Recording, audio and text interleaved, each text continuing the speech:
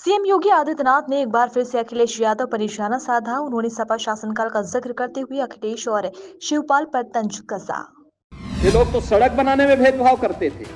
मैं देख रहा हूं ना, इस समय कुछ आदमखोर भेड़िया प्रदेश के अंदर अलग अलग जनपदों में उत्पात मचा रहे हैं। ये लोग उस समय कितनी तबाही मचाए हुए थे, किसी से छुपा हुआ नहीं।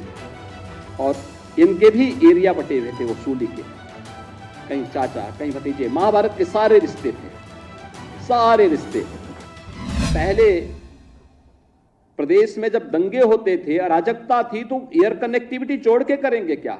हवाई जहाज से आएगा कौन? कोई नहीं आता था। आज तो 2 एयरपोर्ट से हम 9 एयरपोर्ट को तो क्रियाशील कर चुके हैं। 10 नए एयरपोर्ट पे हमारे कार्य चल रहे हैं। जो एयरपोर्ट 9 चल रहे हैं, इनमें से 4 तो इंटरनेशनल एयरपोर्ट हैं। 5वां भारत का सबसे बड़ा एयरपोर्ट भी हम उत्तर प्रदेश के अंदर जेवर में बना रहे हैं। आखिर यह काम लंबे समय तक प्रदेश में शासन करने वाली कांग्रेस, समाजवादी पार्टी या बहुजन समाजवादी पार्टी क्यों नहीं कर पाई? इंफ्रास्ट्रक्चर क्यों नहीं दे पाए? ये तो बिजली देने में भेदभाव करते थे। ये लोग तो सड़क बनाने में भेदभाव करते थे। ये लोग तो नौजवानों को नौकरी देने में भेदभाव करते थे। कोई कल्पना भी नहीं कर सकता। मैं भी बैठा हुआ था यहां पे, ओम प्रकाश राजभर जी मुझे बता रहे थे कि पहली बार पंचायती राज विभाग में किसी राजभर की नियुक्ति हो रही है। और मुझे लगता है, तो देखिए उन्होंने उनकी पीड़ा, राजभर, एक राजभर नौजवान की नियुक्ति, ये चीजें दिखाती हैं पारदर्शी तरीके से नियुक्ति हो रही है। आखिर वह नौजवान भी तो होगा, वह भी तो प्रदेश का हिस्सा है। क्यों नहीं उसकी नियुक्ति होनी चाहिए थी? मैं देख रहा था नियुक्ति पत्र, जब मैं देख रहा था, प्रयागराज का एक नौजवान और एक बेटी, दोनों नियुक्ति पत्र प्राप्त किए, दोनों अनुसूचित जाति से जुड़े हुए थे। इनका भी पहले अधिकार होता था, क्यों नहीं इनको नियुक्ति पत्र मिलती थी? कारण था नियत साफ नहीं थी। चाचा और भतीजे में होड़ लगती थी वसूली को लेकर के, कौन कितना वसूल कर ले। एरिया बटे हुए थे। मैं देख रहा हूं ना, इस समय कुछ आदमखोर भेड़िया प्रदेश के अंदर अलग अलग जनपदों में उत्पात मचा रहे हैं।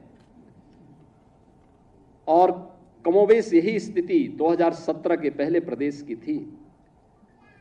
ये लोग उस समय कितनी तबाही मचाए हुए थे, किसी से छुपा हुआ नहीं है। और इनके भी एरिया बटे हुए थे वसूली के, कहीं चाचा कहीं भतीजे, महाभारत के सारे रिश्ते थे, सारे रिश्ते। फेल हो जाएगा। महाभारत का दूसरा दृश्य वहां देखने को मिलता था, और वही दृश्य उस समय भी देखने को मिलता था। बहन और भाइयों, मैं तो केवल आपसे एक ही बात कहूंगा, ये जो लोग बोलते हैं, इनको अवसर दिया गया था, जब उन्होंने नहीं किया है, और जब इन्हें अवसर मिला है कि वो लूट खसोट किए हैं, तो इनको फिर से ये लोग कुछ भी बोले, कभी विश्वास करने की आवश्यकता नहीं।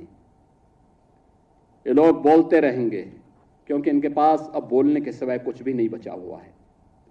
जनता इनको देख चुकी है, इनका गुंडागिर्दी देख चुकी है, इनकी अराजकता देख चुकी है, इनके द्वारा किए जाने वाले अमर्यादित आचरण को देख चुकी है।